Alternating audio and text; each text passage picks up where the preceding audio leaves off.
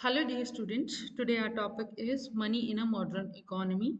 इस चैप्टर को हम दो वीडियोस में डिस्कस करेंगे। मनी एंड इट्स इवोल्यूशन, मुद्रा क्या है और उसका विकास किस प्रकार से हुआ है, और नियर मनी का कॉन्सेप्ट क्या है। उससे नेक्स्ट वीडियो में हम जानेंगे कि बार्टर सिस्टम क्या था और उसमें क्या डिफिकल्टीज आई, और मॉडर्न इकोनॉमी में मनी के क्या क्या फंक्शंस हैं। सबसे पहले हम मनी को डिफाइन कर लेते हैं। इकोनॉमिस्ट की सेंस में मनी क्या होता है? The cash in your wallet is money. जो कैश आपकी वॉलेट में है वो मनी है, क्योंकि उसका इस्तेमाल हम रेडिली कर सकते हैं वस्तुएं और सेवाएं खरीदने के लिए। In other words, money is the most liquid financial asset. Money क्या है? सबसे अधिक तरल वित्तीय संपत्ति है। तरलता का यहाँ मीनिंग है जिसका इस्तेमाल हम आसानी से वस्तुएं और सेवाएं खरीदने के लिए कर सकते हैं। और वो जो मनी है उसका इस्तेमाल होता है as medium of exchange, as a measure of value, as store of wealth. ये कुछ प्राइमरी फंक्शंस हैं मनी के। तो ये फंक्शंस के द्वारा हम मनी को डिफाइन करते हैं कि मनी सबसे अधिक तरल वित्तीय संपत्ति है जो इन ये फंक्शंस करता है। इन फंक्शंस को अभी हम आगे डिस्कस करेंगे। Money is not defined in terms of what it is. Money को हम जैसा वो है, जैसी उसकी फॉर्म है, मेटल की फॉर्म है, कमोडिटी की फॉर्म है, पेपर नोट्स हैं, उसके द्वारा डिफाइन ना करके मनी को डिफाइन कैसे करते हैं? Money is defined in terms of what it does, कि वो क्या क्या काम करता है उसके द्वारा हम डिफाइन करते हैं। Money has distinct characteristics. क्या क्या कैरेक्टरिस्टिक्स हैं, क्या क्या विशेषताएं हैं? फर्स्ट है लिक्विड एसेट। मनी क्या होता है? लिक्विड एसेट होता है। उसका इस्तेमाल हम without any loss of value और टाइम वस्तुएं और सेवाएं खरीदने के लिए हम कर सकते हैं। कोई हमारा वैल्यू उसमें रिड्यूस नहीं होती और ना ही टाइम वेस्टेज होता है। तो ये विशेषता कैश में पाई जाती है। Cash is obviously the most liquid asset, और लिक्विडिटी भी उसी से जुड़ा हुआ है, तरलता। What is currency? Currency क्या है? Paper notes and coins are called currency. Paper notes and coins ये क्या कहलाते हैं? Currency. जनरल एक्सेप्टेबिलिटी दूसरा फीचर है मनी का, कि मनी को सभी लोग अपनी इच्छा से, इन दोनों को मैं एक साथ एक्सप्लेन कर रही हूँ। वॉलेंट्री एक्सेप्टेबिलिटी, सभी लोग अपनी इच्छा से उसको स्वीकार करते हैं एज मीडियम ऑफ एक्सचेंज, और उनके ऊपर कोई प्रेशर डालने की आवश्यकता नहीं होती। तो वो मनी की विशेषता है। मनी क्या होता है? Medium of exchange. एक्सचेंज मतलब जिसकी हेल्प से हम वस्तुएं और सेवाएं खरीद सकते हैं मनी के बदले में। मनी जो है वो मीन्स है, not an and. It means money साधन है, साध्य नहीं है। मनी की हेल्प से हम वस्तुएं और सेवाएं खरीदते हैं और उनसे हमें सेटिस्फेक्शन मिलती है। मनी से डायरेक्ट सेटिस्फेक्शन नहीं मिलती है, लेकिन मनी का इस्तेमाल हम करके वस्तुएं और सेवाएं खरीद सकते हैं और उनसे हमें सेटिस्फेक्शन मिलती है। अब है मनी एक स्टॉक कॉन्सेप्ट है या फ्लो कॉन्सेप्ट है? स्टॉक कॉन्सेप्ट क्या होता है? Stock is measured eight a particular point of time. एक पर्टिकुलर पॉइंट ऑफ टाइम पर जो मेजर किया जाता है, जैसे अगर हम आज के दिन अगर मनी सप्लाई की बात करें, तो वो हम आज के दिन मेजर करेंगे मनी सप्लाई को, ना कि over a period of time. Flow concept क्या होता है? जिसको हम एक period of time, over a period of time measure करते हैं। जैसे 2 महीने, 3 महीने, 4 महीने के ड्यूरेशन में अगर हम मेजर करें तो ऐसा कॉन्सेप्ट क्या हो जाएगा? Flow concept. लेकिन किसी पर्टिकुलर पॉइंट ऑफ टाइम पर अगर मेजर कर रहे हैं, वो कॉन्सेप्ट क्या होता है? स्टॉक। तो the quantity of money in circulation in an economy, एक इकोनॉमी में मनी सर्कुलेशन में कितना है उसको जानने के लिए हम उसको at a point of time measure करते हैं, इसलिए हम कह सकते हैं कि मनी एक स्टॉक कॉन्सेप्ट है। अब जानते हैं हम evolution of money and it's forms, कि मनी का विकास किस प्रकार से हुआ है। सबसे पहले हम बात करेंगे कमोडिटी मनी। सबसे पहले जो वस्तुओं का लेन देन शुरू हुआ वो कमोडिटी की हेल्प से ही दूसरी कमोडिटी खरीदी जाती थी। अब इन कमोडिटीज की अपनी कुछ इंट्रिंसिक वैल्यू भी होती थी, उनका आंतरिक मूल्य भी होता था, कि अगर उनको एज मनी इस्तेमाल ना भी किया जाए तो भी उनकी कुछ कुछ ना कुछ यूजफुलनेस थी। ये जो एरा था ये बार्टर सिस्टम कहलाता है, और ये तब तक प्रिवेल करता रहा जब तक कि बहुत ज़्यादा आवश्यकताएं नहीं थी और बहुत ज़्यादा लेन देन की आवश्यकता नहीं पड़ती थी। ये आपने पुराने समय में सुना भी होगा कि पशु देकर अनाज खरीद लेते थे, कोई और वस्तु देके जिस वस्तु की आवश्यकता थी वो खरीद लेते थे। ये बार्टर सिस्टम था। नेक्स्ट, वो हमारा क्या फॉर्म थी मनी की? Commodity money. Next is metallic money.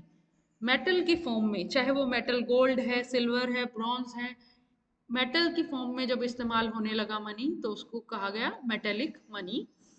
शुरुआत में उसका जो आकार था, वजन था मेटल्स का, वो सिमिलर नहीं था, लेकिन धीरे धीरे जैसे जागरूकता आई तो उसमें यूनिफॉर्मिटी भी आ गई, और उन मेटल्स के क्वाइंस बन गए जो जिन पर जो वैल्यू लिखी होती थी, जो उनकी फेस फेस वैल्यू क्या होती है, जो वैल्यू उन पर अंकित है, अंकित जो मूल्य है वो उनकी इंट्रिंसिक वैल्यू के बराबर रखा गया। जो उनका आंतरिक मूल्य था उसके बराबर ही उन पर जो उनका मूल्य है वो अंकित किया गया।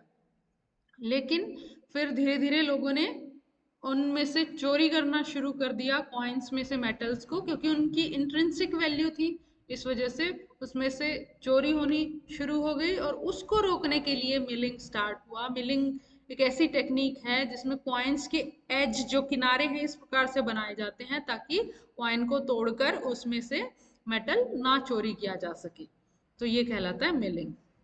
ये जो मेटल्स थे इनकी भी कुछ विशेषताएं थी, जैसे उन पर विश्वास किया जा सकता था, उनकी लिमिटेड सप्लाई थी, उनको आसानी से पहचाना जा सकता था, छोटी छोटी फॉर्म्स में डिवाइड किया जा सकता था, ड्यूरेबिलिटी, लंबे समय तक वो खराब नहीं होते थे मेटल्स। तो ये विशेषताएं थी जो अब की जो मुद्रा है उसमें नहीं पाई जाती।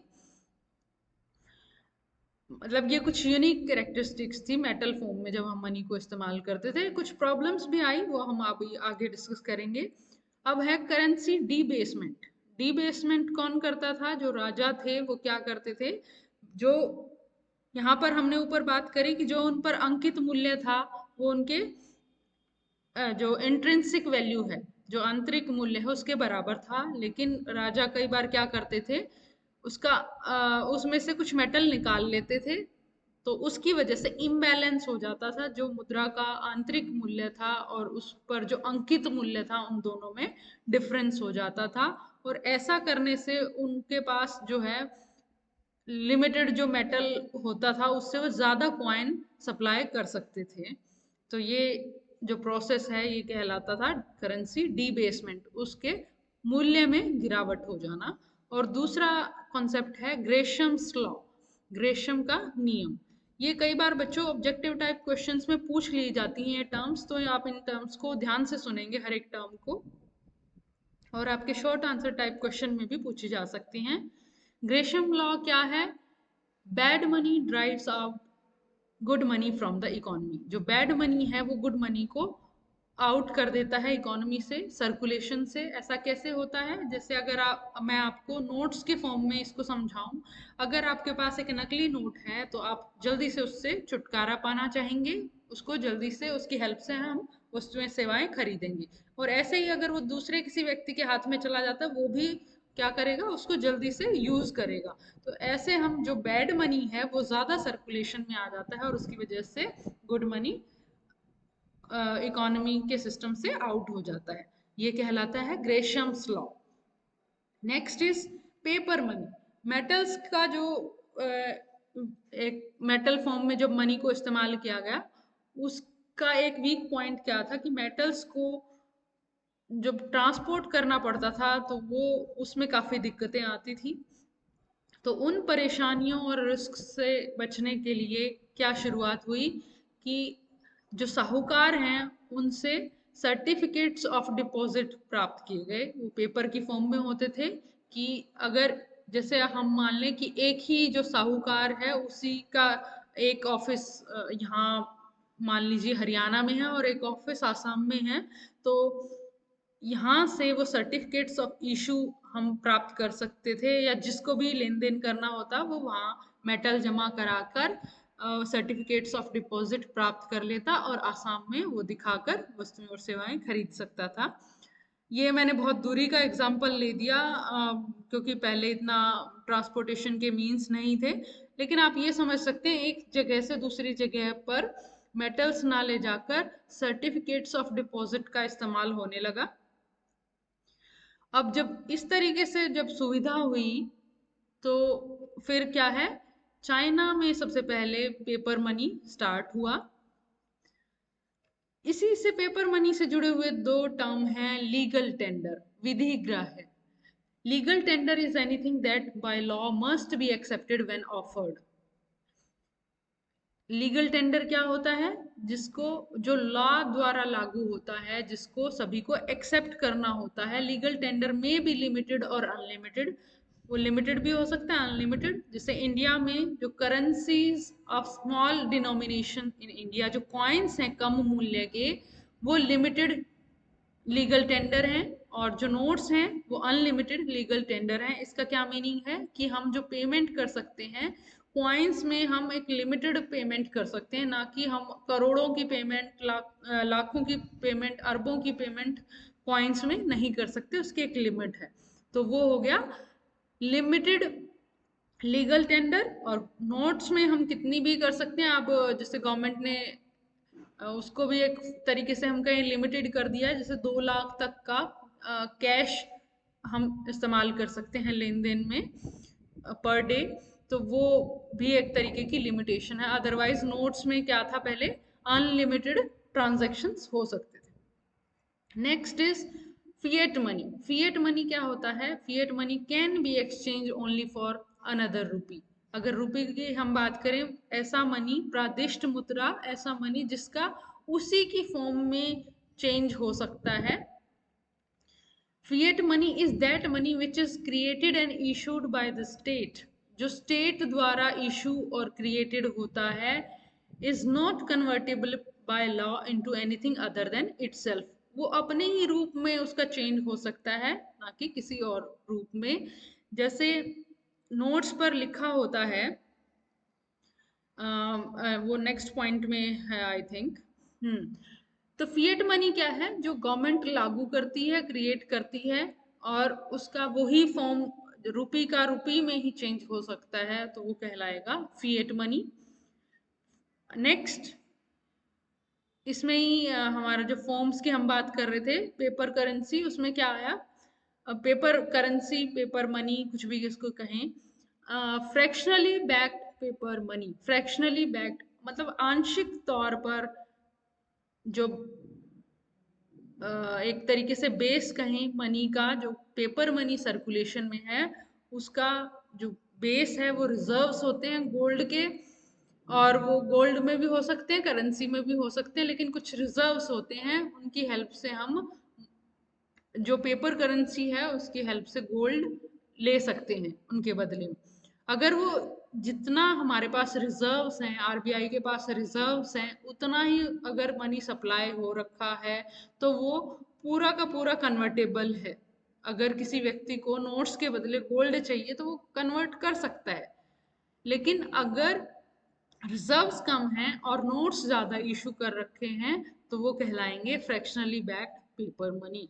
आजकल सभी जो इकोनॉमीज में क्या ट्रेंड में है, इसी प्रकार की फॉर्म ट्रेंड में है कि कुछ लिमिटेड रिजर्व्स होते हैं, लेकिन उसके हेल्प से जो सप्लाई हो रखी होती है इकोनॉमी में, वो उन रिजर्व से ज़्यादा होती है, तो उसको हम कहेंगे फ्रैक्शनली बैक्ड पेपर मनी। अब फर्स्ट वीडियो हम यहीं तक रखते हैं, नेक्स्ट वीडियो में आगे हम डिस्कस करेंगे नियर मनी का कॉन्सेप्ट।